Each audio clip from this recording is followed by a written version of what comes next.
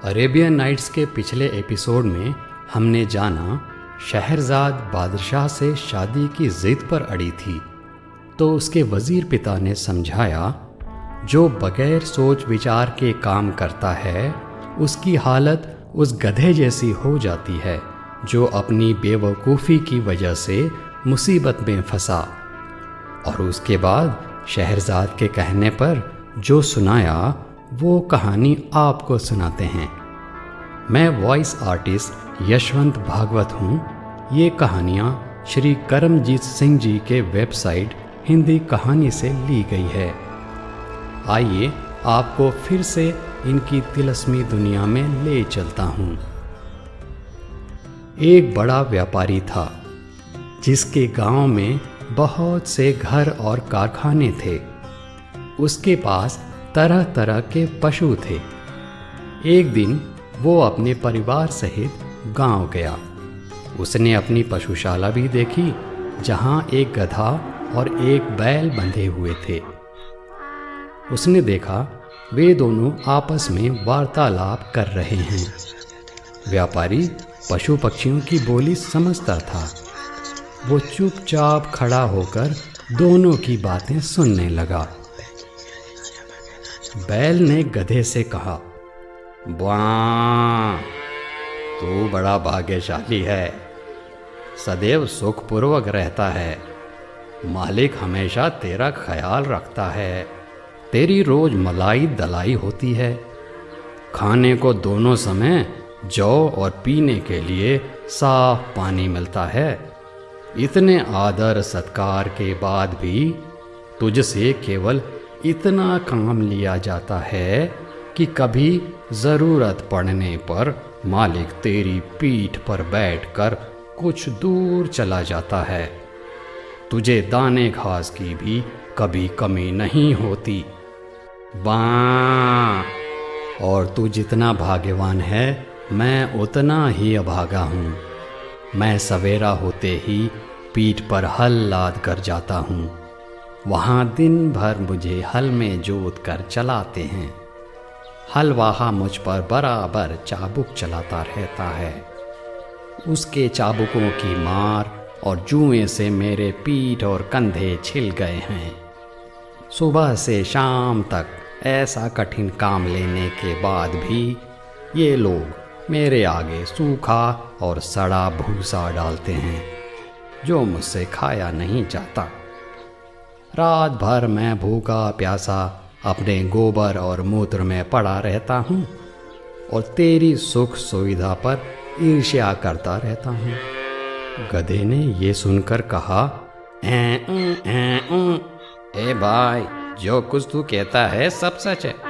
सचमुच तुझे बड़ा कष्ट है, किंतु जान पड़ता है तू इसी में प्रसन्न है। तू स्वयं ही सुख से रहना नहीं चाहता। तू यदि मेहनत करते करते मर जाए तो भी ये लोग तेरी दशा पर तरस नहीं खाएंगे। इसलिए तू एक काम कर, फिर वे तुझसे इतनी मेहनत नहीं लेंगे और तू सुख से रहेगा। बैल ने पूछा कि ऐसा कौन सा उपाय हो सकता है? गधे ने कहा, अपने को तू रोगी दिखा। एक शाम का दाना भूसा मत खा और अपनी जगह पे चुपचाप जाके लेट जा। बैल को यह सुझाव बड़ा अच्छा लगा। उसने गधे की बात सुनकर कहा, वाह, मैं ऐसा ही करूँगा। तूने मुझे बड़ा अच्छा उपाय बताया है। भगवान तुझे प्रसन्न रखे। दूसरे दिन सवेरे हलवाहा बैल को खेत में जोतने के लिए जब पशुशाला में गया तो उसने देखा कि रात की लगाई सानी ज्यों की त्यों रखी है और बैल धरती पर पड़ा हाँफ रहा है और उसकी आंखें बंद है। उसका पेट फूला हुआ है।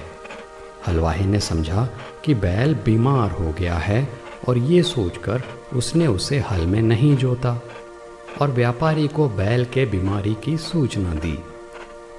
व्यापारी ने ये सुनकर समझ लिया कि बैल ने गधे की बात मानकर खुद को रोगी दिखाया है। इसलिए उसने हलवाहे से कहा कि आज गधे को हल में जोत दो। हलवाहे ने गधे को हल में जोतकर उससे सारे दिन काम लिया। गधे को खेत जोतने का अभ्यास नहीं था। वो बहुत थक गया और उसके हाथ पांव ठंडे होने लगे। मेहनत के अलावा सारे दिन उस पर इतनी मार पड़ी कि शाम को घर लौटते समय उसके पांव भी ठीक से नहीं पड़ रहे थे। इधर बैल दिन भर बड़े आराम से रहा। वो नांद की सारी सानी खा गया और गधे को दुआएं देता रहा। जब गधा गिरता पड़ता खेत से आया तो बैल ने कहा कि भाई, तुम्हारे आइडिया के कारण मुझे बड़ा सुख मिला।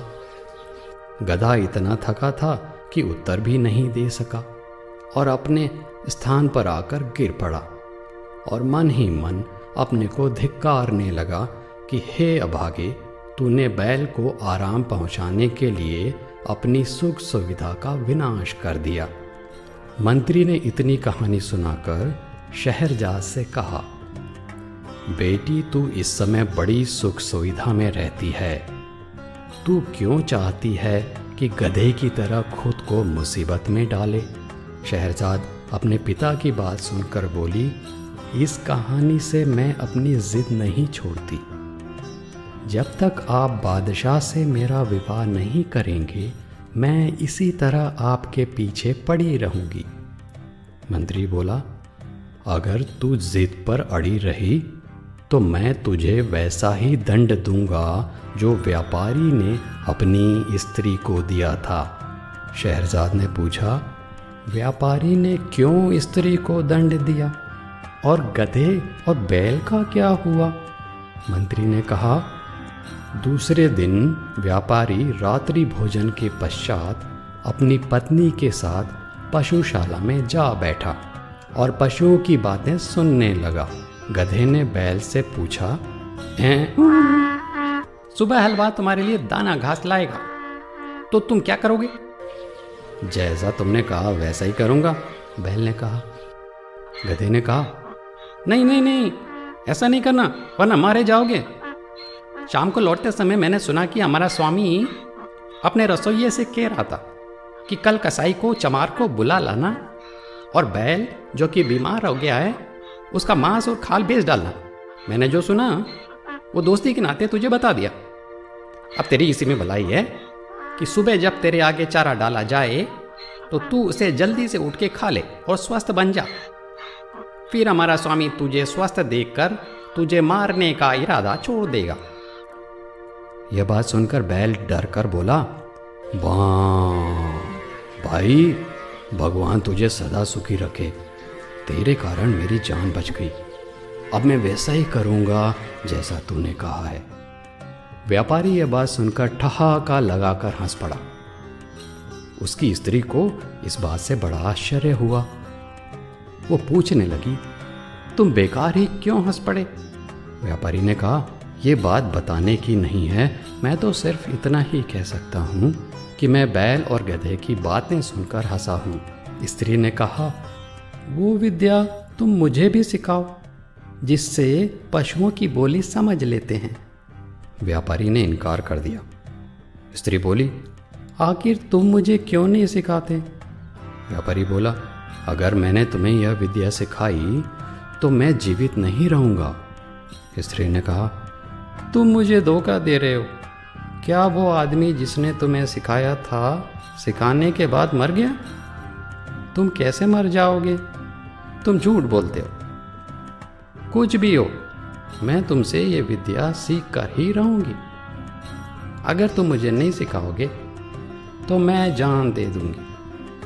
इतना कहकर वो स्त्री घर में आ गई और अपनी कोठरी का दरवाज़ा बंद करके रात भर चिल्लाती और गाली गलौज करती रही। व्यापारी रात को तो सो गया, लेकिन दूसरे दिन भी वही हाल देखा तो स्त्री को समझाने लगा, तू बेकार ही जिद करती है, ये विद्या तेरे सीखने लायक नहीं है। स्त्री ने कहा, जब तक तुम मुझे ये भेद नहीं बताओगे मैं खाना पीना छोड़े रहूंगी और इसी तरह चिल्लाती रहूंगी। व्यापारी ने कहा, अगर मैं तेरी मूर्खता की बात मान लूं तो मैं अपनी जान से हाथ धो बैठूंगा। स्त्री ने कहा, मेरी बला से तुम जियो या मरो, लेकिन मैं तुमसे सीख कर ही रहूंगी कि पशुओं की बोली कैसे समझी जाती है। व्यापारी ने जब देखा कि ये महामूर्ख अपना हठ छोड़ ही नहीं रही है, तो उसने अपने और ससुराल के रिश्तेदारों को बुलाया उस स्त्री को अनुचित हठ छोड़ने के लिए समझाएं। उन लोगों ने भी उस मूर्ख को हर प्रकार से समझाया, लेकिन वह अपनी जिद से न हटी। उसे इस बात की बिल्कुल चिंता न थी कि उसका पति मर जाएगा। व्यापारी की समझ ही में नहीं आ रहा था कि स्त्री को कैसे समझाएं। इस विद्या को सीखने की जिद ठीक नहीं है। वो अजीब दुविधा में था। अगर मैं बताता हूँ तो मेरी जान जाती है, और नहीं बताता तो स्त्री रो रो कर मर जाएगी। इसी उधेड़-बुन में वो अपने घर के बाहर जा बैठा। उसने देखा कि उसका कुत्ता उसके मुर्गे को मुर्गियों से खेलते देख करके गुर्राने लगा। उसने मुर्गे से कहा, वाह वाह, तुझे शर्म नहीं आती कि आज हमारा मालिक दुखी और तू मजे कर रहा है? मुर्गे ने पूछा, काका क्वाक, आज क्या हुआ है? आज क्या हुआ बता? कुत्ता बोला, वाह, आज हमारे स्वामी की जो स्त्री है उसकी मति मारी गई है, और वो उसके ऐसे भेद को जानना चाहती है जिसे बताने से मालिक मर जाएगा। नहीं बताएगा तो स्त्री रो रो के मर जाएगी। इसी में सारे लोग दुखी हैं और एक तू है, मौज मस्ती कर रहा है। मुर्गा बोला, काका क्वाक, हमारा स्वामी बेवकूफ है जो केवल एक स्त्री का पति है और वो भी उसकी बात नहीं मानती। मेरी तो 50 मुर्गियां हैं काका क्वाक, और सब मेरे अधीन है। अगर हमारा स्वामी एक काम करे तो उसका दुख दूर हो जाएगा।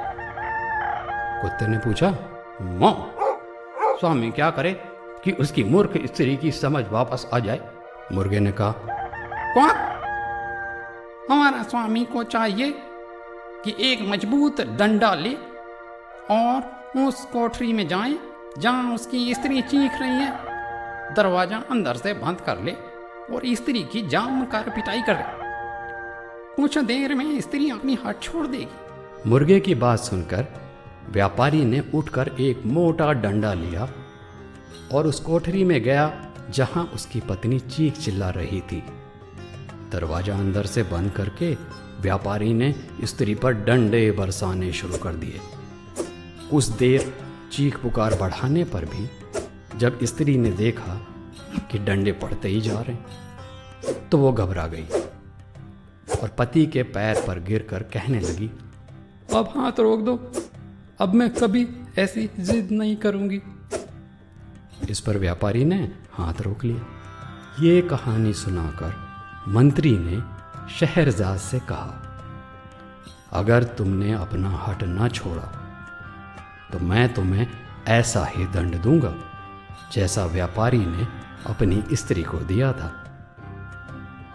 शहरजाद ने कहा, आपकी बातें अपनी जगह ठीक हैं, लेकिन मैं किसी भी तरह अपना विचार बदलना नहीं चाहती।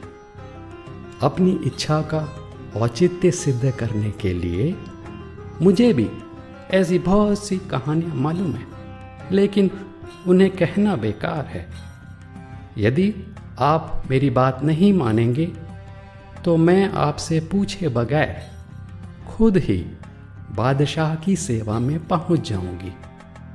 अब मंत्री विवश हो गया। उसे शहरजाद की बात माननी पड़ी। वो बादशाह के पास पहुंचा और बहुत ही दुखी होकर कहने लगा, मेरी बेटी आपके साथ शादी करना चाहती है। बादशाह को इस बात पर बड़ा आश्चर्य हुआ। उसने कहा, तुम सब कुछ जानते हो, फिर भी तुमने अपनी बेटी के लिए ऐसा भयानक निर्णय क्यों लिया? मंत्री ने कहा, लड़की ने खुद ही मुझसे इस बात के लिए जोर दिया है। उसकी खुशी इसी बात में है कि वो एक रात के लिए आपकी दुल्हन बने। बादशाह का आश्चर्य इस बात से और बढ़ा। वो बोला, तुम इस धोखे में मत रहना कि तुम्हारा ख्याल करके मैं अपनी प्रतिज्ञा छोड़ दूंगा। सवेरा होते ही मैं तुमसे ही कहूँगा कि उसका वध करवा दो। ये भी याद रखना कि यदि तुमने संतान प्रेम के कारण उसके वध में विलंब किया तो मैं उसके वध के साथ तुम्हारे वध की भी आज्ञा दूंगा। मंत्री ने निवेदन किया, मैं आपका चरण सेवक हूँ। ये सही है कि वो मेरी बेटी है और उसकी मौत से मुझे बहुत ही दुख होगा, लेकिन मैं आपके आदेश का पालन करूँगा। बादशाह ने मंत्री की बात सुनकर कहा, ये बात है तो इस काम में देर क्यों किया जाए। तुम आज ही रात अपनी बेटी को लाकर उसका विवाह मुझसे कर दो। मंत्री बादशाह से विदा लेकर अपने घर आया और शहरजाद को सारी बात बताई। शहरजाद ये सुनकर बहुत खुश हुई और अपने दुखी पिता को बहुत बहुत शुक्रिया कर कहने लगी, आप मेरा विवाह करके कोई पश्चाताप ना करें। भगवान चाहेगा तो इस मंगल कार्य से आप और सारी प्रजा जिंदगी भर खुश रहेंगे। फिर शहरजाद ने अपनी छोटी बहन दुनियाजाद को एकांत में ले जाकर उससे कहा, मैं तुमसे एक बात में सहायता चाहती हूँ। आशा है तुम इससे इनकार ना करोगी। मुझे बादशाह से ब्याहने के लिए ले जाएंगे। तुम इस बात से दुखी मत होना, बल्कि मैं जैसा कहूँ वैसा करना। मैं तुम्हें विवाह की रात पास में सुलाऊंगी और बादशाह से कहूँगी कि तुम्हें मेरे पास आने दे, ताकि मैं मरने के पहले तुम्हें धैर्य बंधा सकूं। मैं कहानी कहने लगूंगी। मुझे विश्वास है इस उपाय से मेरी जान बच जाएगी। दुनियाजाद ने कहा, तुम जैसा कहती हो वैसा ही करूंगी। शाम को मंत्री शहरजाद को लेकर राजमहल में गया। उसने धर्मानुसार बेटी का विवाह बादशाह के साथ कराया और उसे महल में छोड़कर घर आ गया। एकांत में बादशाह ने शहरजाद से कहा, अपने मुख का नकाब तो हटाओ। नकाब उठने पर उसकी बेहद खूबसूरती से बादशाह हैरान रह गया, लेकिन उसकी आंखों में आंसू देखकर पूछने लगा कि तू रो क्यों रही है। शहरजाद बोली, मेरी एक छोटी बहन है जो मुझे बहुत प्यार करती है और मैं भी उसे बहुत प्यार करती हूँ। मैं चाहती हूँ आज वो भी मेरे साथ यहाँ रहे, ताकि सवेरा होने पर हम दोनों बहनें आखिरी बार गले मिल लें। यदि आप इजाज़त दें तो वो भी पास के कमरे में आके सो जाए। बादशाह ने कहा, कोई हर्ज नहीं, उसे बुलवा लो। और पास के कमरे में क्यों, इसी कमरे में दूसरी तरफ सुला लो। चुनांचे दुनियाजाद को भी महल में बुला लिया गया। शहरयार शहरजाद के साथ ऊंचे शाही पलंग पर सोया और दुनियाजाद को पास ही दूसरे छोटे पलंग पर सुला दिया गया।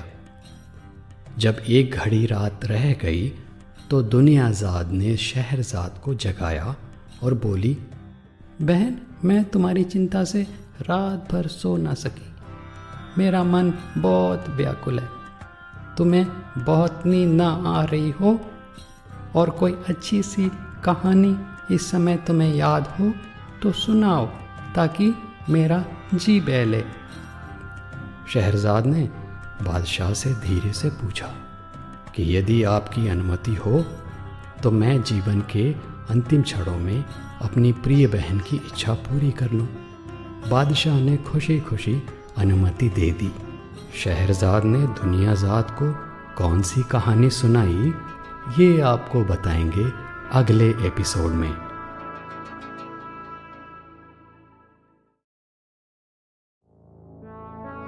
पिछले एपिसोड में हमने सुना शादी की रात शहरज़ाद और उसकी बहन दुनियाज़ाद बादशाह के कमरे में थीं। सवेरा होने से पहले दुनियाज़ाद ने अपनी बहन से कहानी सुनाने की विनती की। शहरज़ाद ने जो कहानी सुनाई, आइए उसे सुनते हैं। मैं हूँ आपका वॉइस आर्टिस्ट यशवंत भागवत। इन कहानियों का संकलन तैयार किया है श्री करमजीत सिंह ने।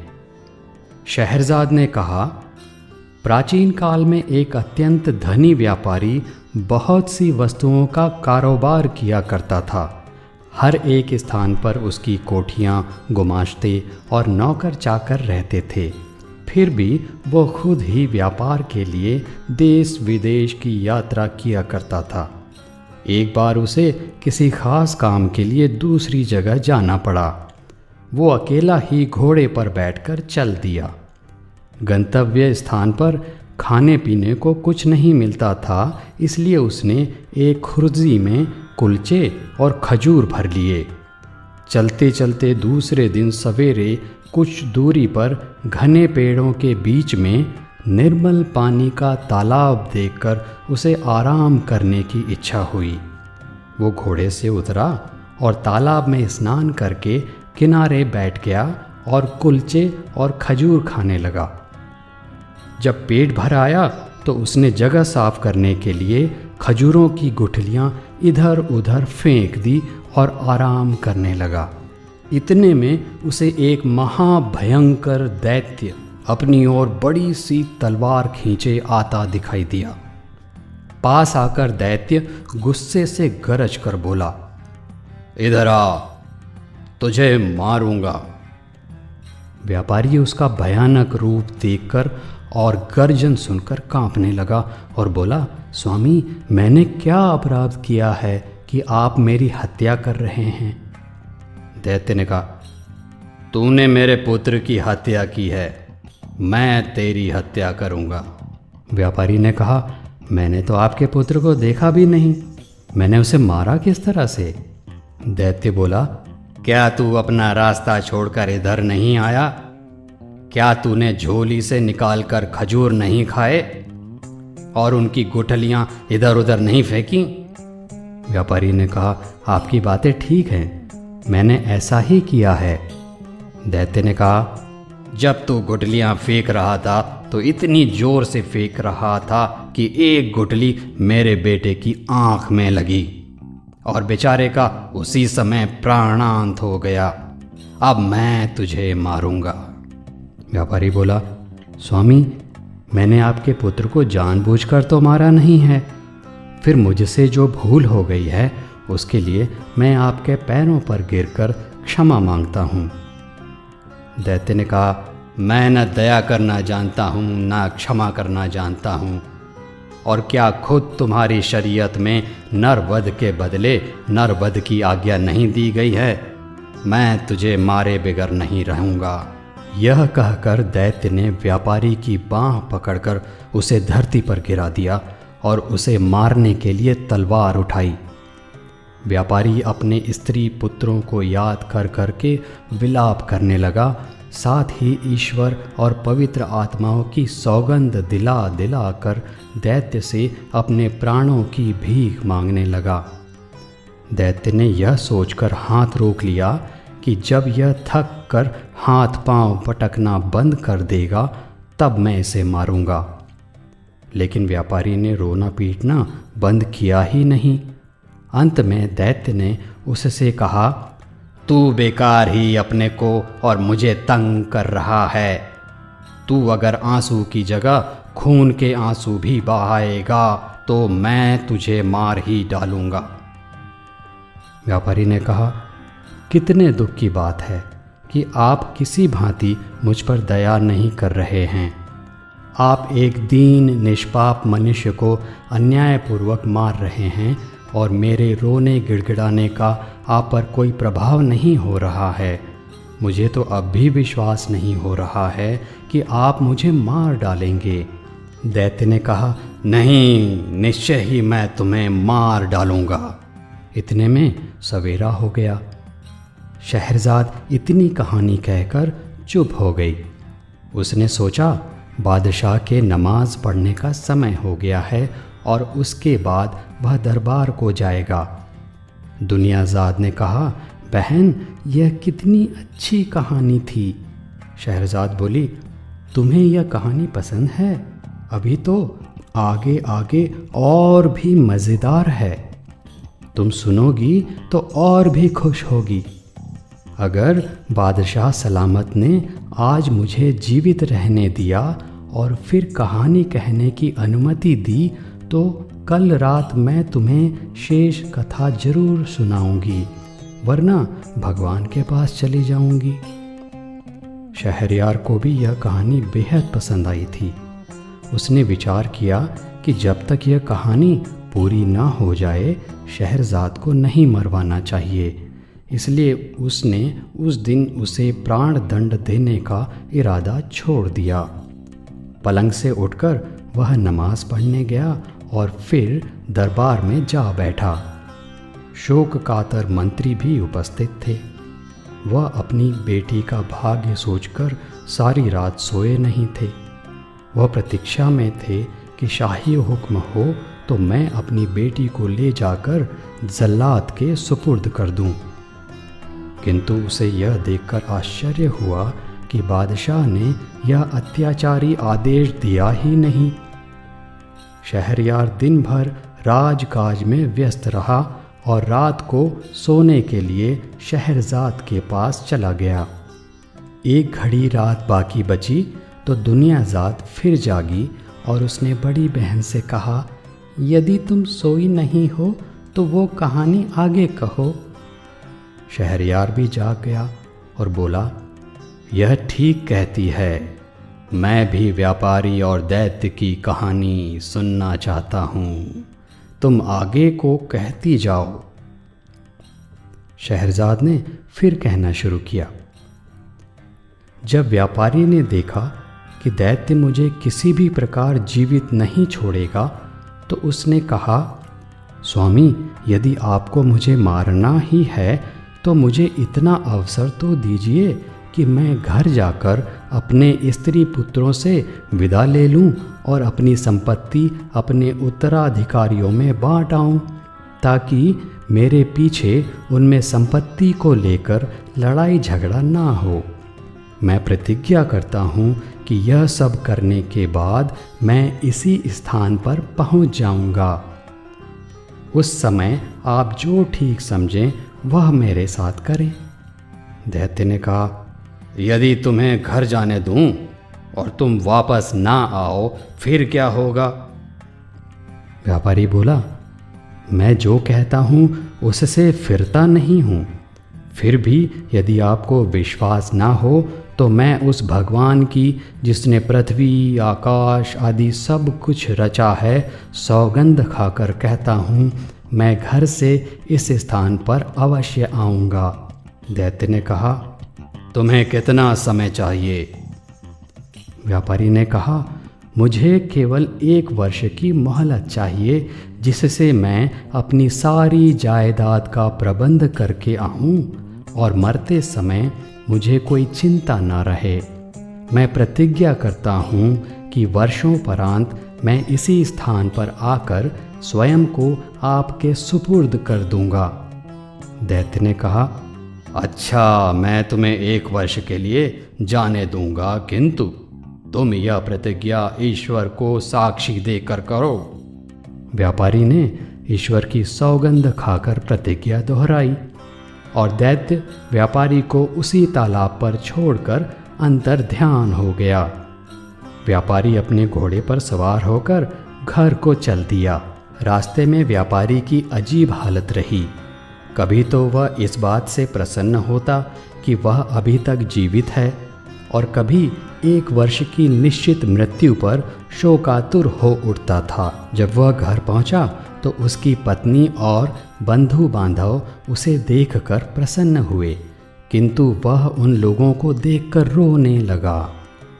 वे लोग उसके विलाप से समझे कि इसे व्यापार में कोई भारी घाटा हुआ है या कोई और प्रिय वस्तु उसके हाथ से निकल गई है, जिससे उसका धैर्य जाता रहा है।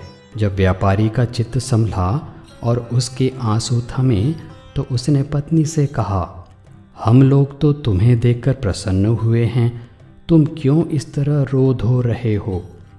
व्यापारी ने कहा, रोऊं धोऊं नहीं तो और क्या करूं? मेरी जिंदगी 1 ही वर्ष की और बची है। फिर उसने सारा हाल सुना दिया और दैत्य के सामने ईश्वर को साक्षी रखकर जो उसने प्रतिज्ञा की वो भी बता दिया। यह सारा हाल सुनकर वे सब भी रोने पीटने लगे। विशेषतः उसकी पत्नी सिर पीटने और बाल नोचने लगी और उसके लड़के बच्चे ऊंचे स्वर में विलाप करने लगे। वो दिन रोने पीटने में बीत गया। दूसरे दिन से व्यापारी ने अपना सांसारिक कार्य आरंभ कर दिया। उसने सबसे पहले अपने ऋणदाताओं का धन वापस किया। उसने अपने मित्रों को बहुमूल्य भेंटें दी, फकीरों साधुओं को जी भर कर दान दिया, बहुत से दास दासियों को मुक्त कर दिया।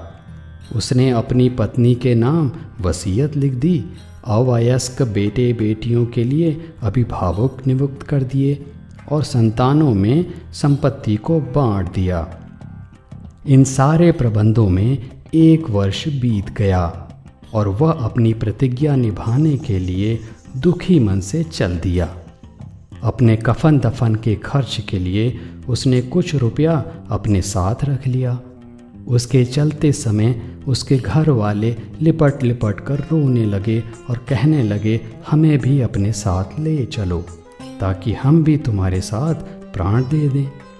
व्यापारी ने अपने चित्त को स्थिर किया और उन सब को धैर्य दिलाने के लिए कहने लगा, मैं भगवान की इच्छा के आगे सिर झुका रहा हूँ, तुम लोग भी धैर्य रखो। यह समझ लो कि एक दिन सभी की मृत्यु होनी है। मृत्यु से कोई भी नहीं बच सकता, इसलिए तुम लोग धैर्यपूर्वक अपना काम करो। अपने सगे संबंधियों से विदा लेकर व्यापारी चल दिया और कुछ समय के बाद उस स्थान पर पहुंच गया जहां उसने दैत्य से मिलने को कहा था। वह घोड़े से उतरा और तालाब के किनारे बैठकर दुखी मन से अपने हत्यारे दैत्य की राह देखने लगा। इतने में एक वृद्ध पुरुष एक हिरनी लिए हुए आया और व्यापारी से बोला, तुम इस निर्जन स्थान में कैसे आ गए? क्या तुम नहीं जानते कि बहुत से मनुष्य धोखे से इसे अच्छा विश्राम स्थल समझते हैं और यहाँ आकर दैत्यों के हाथों भांति भांति के दुख पाते हैं। व्यापारी ने कहा, आप ठीक कहते हैं, मैं भी इसी धोखे में पड़कर दैत्य का शिकार होने वाला हूँ।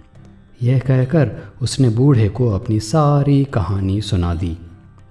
बूढ़े ने आश्चर्य से कहा, यह तुमने ऐसी बात बताई जैसे संसार में अब तक तो किसी के साथ भी ऐसा हुआ नहीं होगा। तुमने ईश्वर की जो सौगंध खाई थी उसे पूरा करने में प्राणों की भी चिंता नहीं की। तुम बड़े सत्यवान हो और तुम्हारी सत्यनिष्ठा की जितनी प्रशंसा की जाए कम है। अब मैं यहाँ ठहर कर देखूंगा कि दैत्य तुम्हारे साथ क्या करता है। वे आपस में वार्तालाप करने लगे। इतने में एक और वृद्ध पुरुष आया जिसके हाथ में रस्सी थी और 2 काले कुत्ते उस रस्सी से बंधे हुए थे। वह उन दोनों से उनका हालचाल पूछने लगा। पहले बूढ़े ने व्यापारी की सारी कहानी सुनाई और यह भी कहा कि मैं आगे का हाल चाल देखने यहाँ बैठा हूँ। दूसरा बूढ़ा भी यह सब सुनकर आश्चर्यचकित हुआ और वहीं बैठकर दोनों से बातें करने लगा। कुछ समय के उपरांत एक और बूढ़ा एक खच्चर लिए हुए आया और पहले 2 बूढ़ों से पूछने लगा कि ये व्यापारी इतना दुखी होकर क्यों बैठा है। दोनों ने उस व्यापारी का पूरा हाल सुना दिया। तीसरे वृद्ध पुरुष ने वहाँ ठहरकर उस कहानी का अंत देखने की इच्छा प्रकट की और वो भी वहाँ बैठ गया। अभी तीसरा बूढ़ा अच्छी तरह सांस भी नहीं ले पाया था कि उन चारों व्यक्तियों ने देखा कि सारे जंगल में धुआं ही धुआं उठ रहा है। वह धुएं का बादल उनके समीप आकर गायब हो गया। वे लोग आश्चर्य से आंखें मल ही रहे थे कि एक अत्यंत भयानक दैत्य उपस्थित हो गया। उसके हाथ में तलवार थी और उसने व्यापारी से कहा, उठकर इधर आ, मैं तुझे मारूंगा, तूने मेरे बेटे को मारा है। यह सुनकर व्यापारी और तीनों बूढ़े कांपने लगे और उच्च स्वर में विलाप करने लगे। उन सब के रोने चिल्लाने से जंगल गूंज उठा, किंतु दैत्य व्यापारी को पकड़कर एक ओर ले ही गया। हिरनी वाले बूढ़े ने यह देखा और वह दौड़कर दैत्य के पास पहुंचा और बोला, दैत्य महाराज, मैं आपसे कुछ निवेदन करना चाहता हूं। आप अपने क्रोध पर कुछ देर के लिए संयम रखें। मेरी इच्छा है कि मैं अपनी इस हिरनी की कहानी आपको सुनाऊं, किंतु कहानी के लिए एक शर्त है। यदि आपको यह कहानी विचित्र लगे और पसंद आए तो आप इस व्यापारी का 1/3 अपराध क्षमा कर दें। दैत्य ने कुछ देर सोचकर कहा, अच्छा, तुम्हारी कहानी ठीक है, मैं सुनूंगा जरूर, मुझे तुम्हारी शर्त स्वीकार है। हिरनी वाले बूढ़े ने कौन सी कहानी सुनाई, ये आपको बताएंगे अगले एपिसोड में।